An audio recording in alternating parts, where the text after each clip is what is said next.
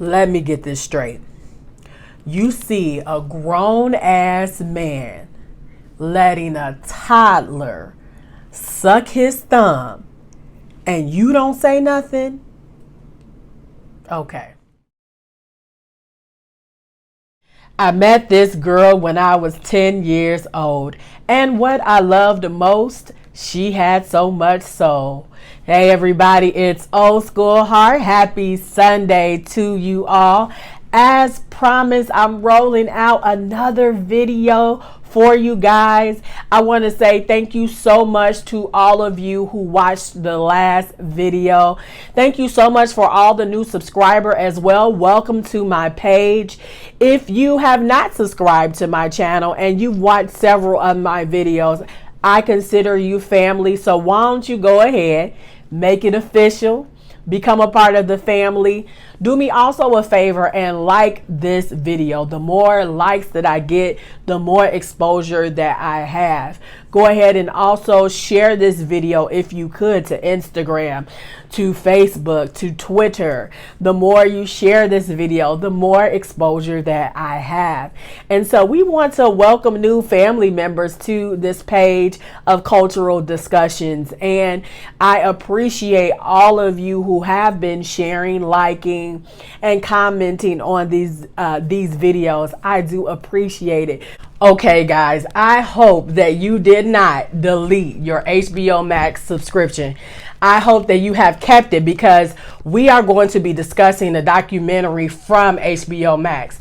Not only do you want to keep the HBO Max for our discussion, but the way that we see movies has completely changed due to COVID. So I hope after you watch Judas and the Black Messiah and some other things that have come out that you kept it, because there's going to be some awesome things coming out in the next couple of months that's going to go directly to these sites. Now, the documentary that we're going to be talking about today is Farrow versus Allen. This actually premiered last Sunday, so they have episodes of this, and so episode 2 will premiere tonight, which is Sunday night, 9 o'clock. I believe they roll out the next episode. Now, I find it very, very suspicious that there's not as much exposure for this movie. I have not seen a lot of advertisement from HBO, one, and just in general on television about this documentary. And I have my suspicions as to why that is, but we are in a climate, we are in the MeToo climate, right? The MeToo movement is very big. And so for this not to get as much exposure as I think it should is quite telling. But it's just funny to me that there isn't a lot of people talking about this documentary in particular. Now, we did have quite an alarming couple of weeks.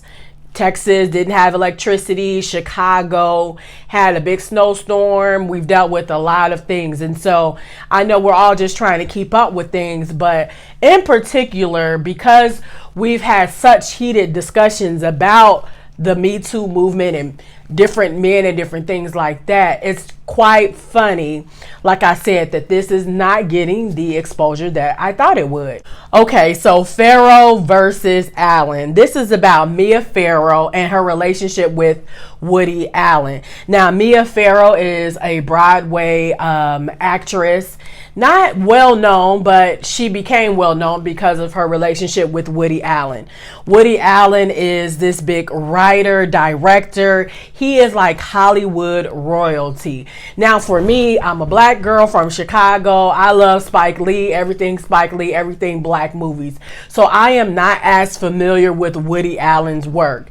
I do have a degree in radio television, and so I did do a lot of film classes, and I might have watched 1 or 2 movies with Woody Allen in it, but still not familiar with his work. But he is held as high regard in Hollywood. So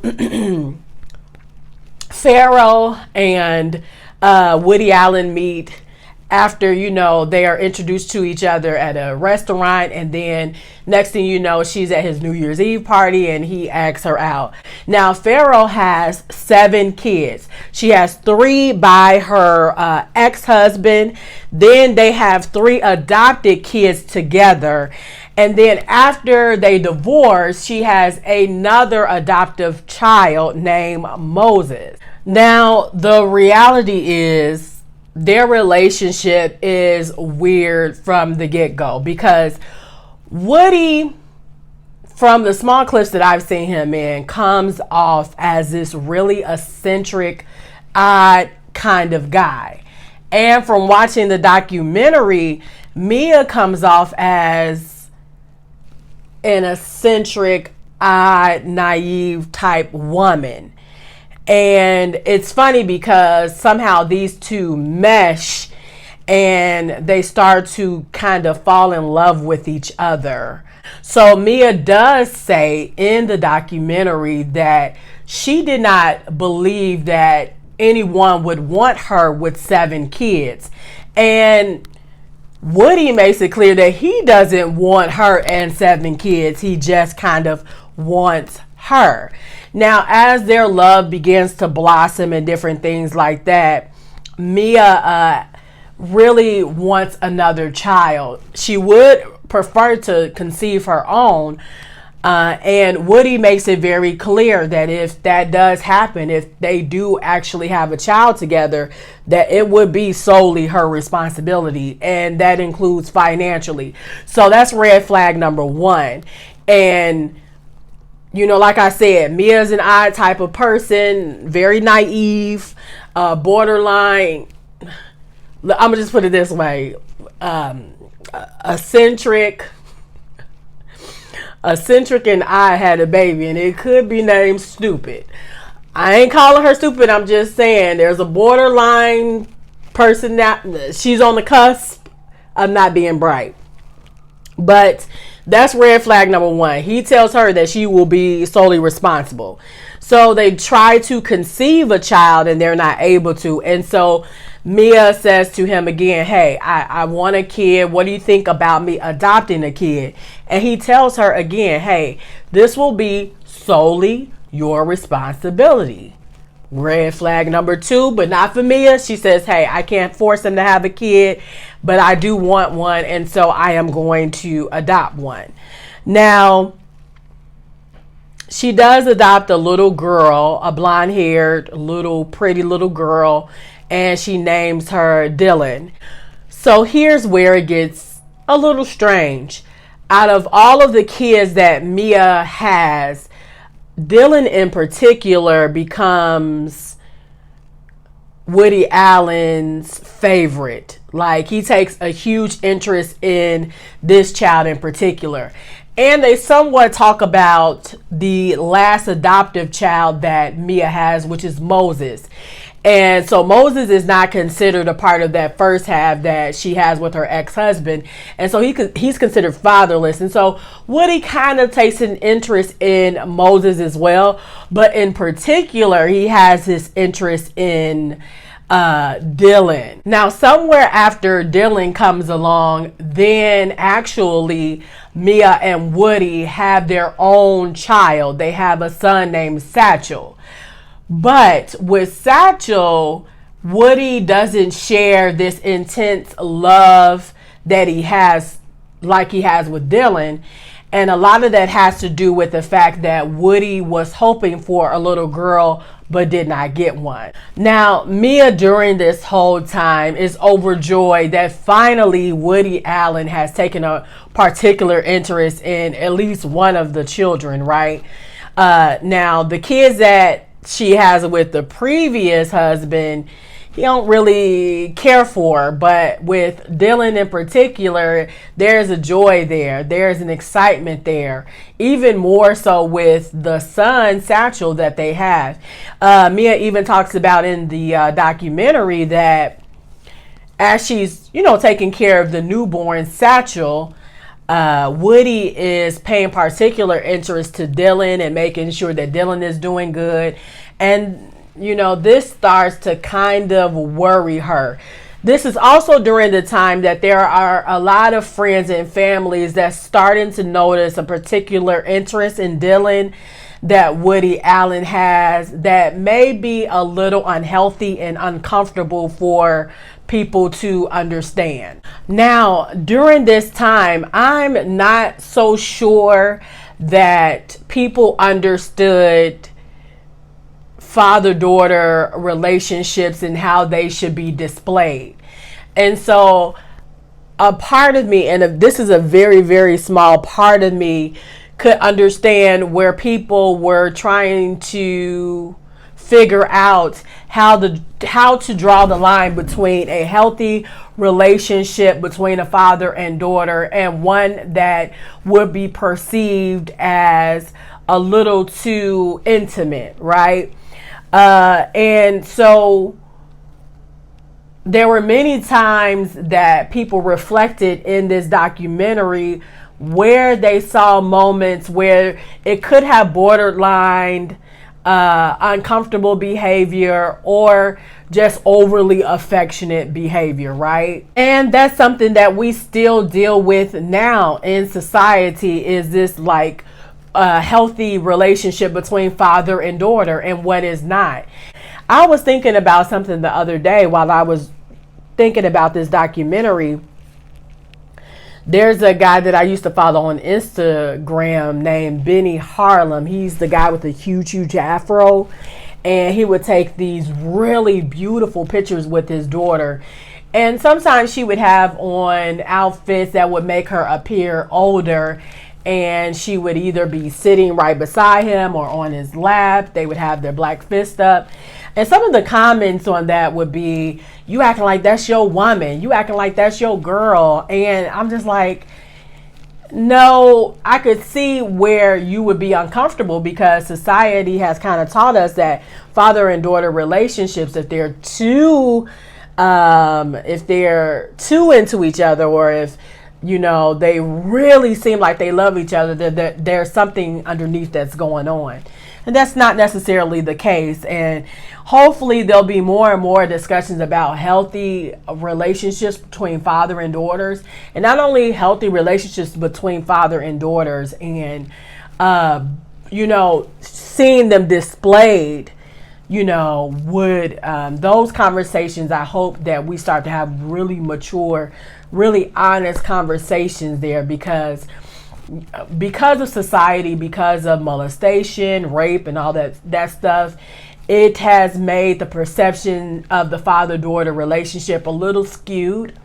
And I hope that we get to a place where we understand what a healthy relationship is, and also healthy boundaries within that relationship. But that's not what was happening with Woody and this little girl, Dillon. That is not what was happening. A lot of the family members were saying that he was going a little bit out of his way to show love for Dillon, particularly. One of the things that they were saying was that he was buying gifts, just continuously buying her stuff, taking her to plays. He even purchased a first class ticket for her teddy bear to be flown out to her when she left it at a hotel room. He would make sure that her favorite newspaper comics were circled and were at the breakfast table in the morning so that she could read them. So there were definite signs, and even though, like I said, that cannot be, it's on the cusp of uncomfortable, but there were definite signs of him being a little too loving towards her. One of those was what I said at the beginning. You know, their family friend caught Woody Allen letting Dillon suck his thumb. Very, very weird. There were instances of Dillon and Woody Allen lying in bed together, and they had on their pajamas or their underwear. And Mia caught this behavior.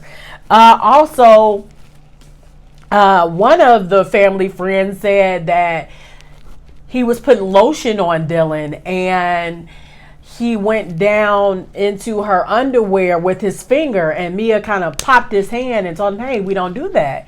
So there were instances where it definitely crossed the line. Definitely crossed the line.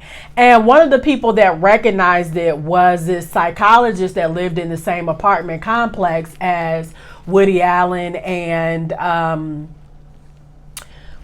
Woody Allen, because Woody and Farrow never lived together. So this was Woody's apartment complex, and I guess that, you know, Farrow used to be there a lot because they were in a relationship. So the psychologist tells Farrow, hey, I saw something that Woody did, and I want to refer you and Woody to another psychologist so that you guys can go through, you know, what I saw, his behavior with little Dillon. It was uncomfortable, and I want you guys to seek some help. Now, first of all, Mia had already seen some things. Family members had already seen some things that were quite odd.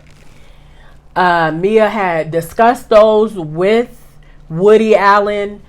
Woody, being as a mastermind that he is, because he is intelligent, odd, eccentric, or whatever, the man is still intelligent.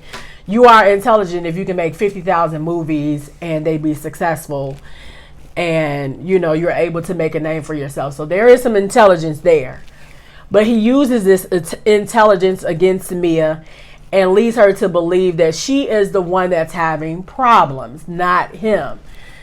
And so as she addresses these concerns with him, he turns it back on her and says, hey, you know, I think that the way that you think about my relationship with Dillon is wrong. I would never do anything to Dillon. I'm not doing anything to Dillon. So when the psychologist actually brings this to Mia's attention, that's when, you know, Woody agrees that maybe he does need some help with trying to figure out how to have a loving, correct relationship with Dillon. Now, this is all with them not even being married. And I'm not saying, you know, I'm not big on marriage and all that other stuff.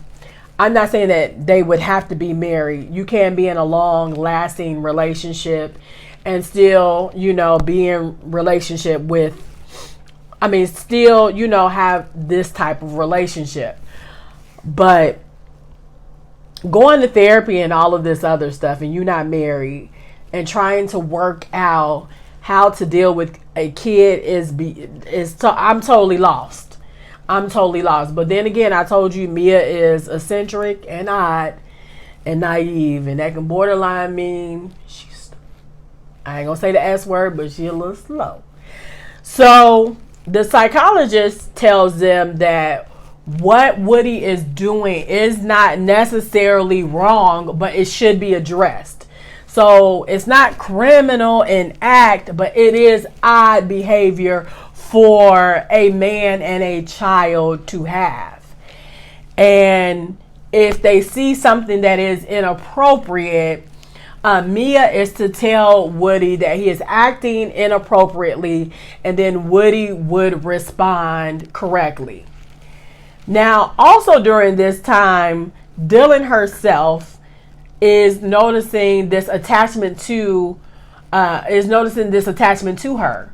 She's starting to feel like he is smothering her and being a little too loving. She talks about how she would just say, "Go away, Daddy. I want to play by myself." Or she would grab onto one of Mia's other kids and say, "Hey, let's play so Daddy doesn't bother me." So even the child is just recognizing that it's more than just being loving at this point. It's suffocating and also very, very odd.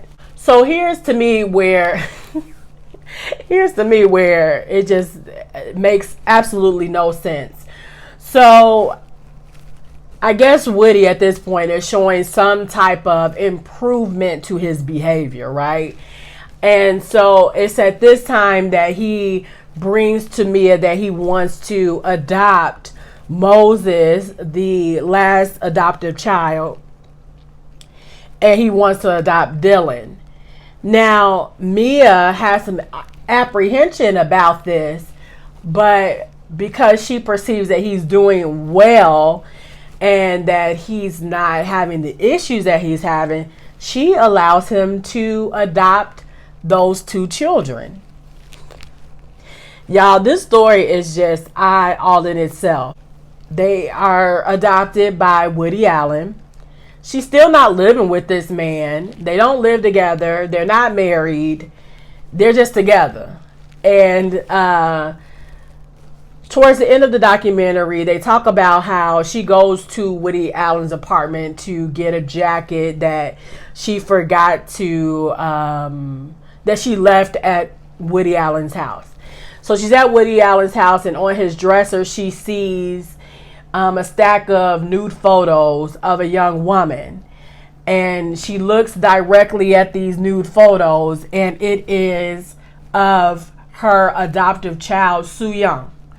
Now, Soo Young is from the first set of adoptions that she has with her ex-husband. And so she runs home. She's crying. She's trying to figure out what just happened. And she addresses this with Soo Young.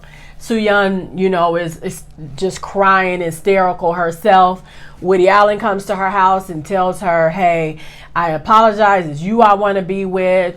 I got a little confused with Soo Young. I thought I was in love with her. And so I apologize. And that is where this episode 1 ends. So y'all, just go back and watch it. It's alarming.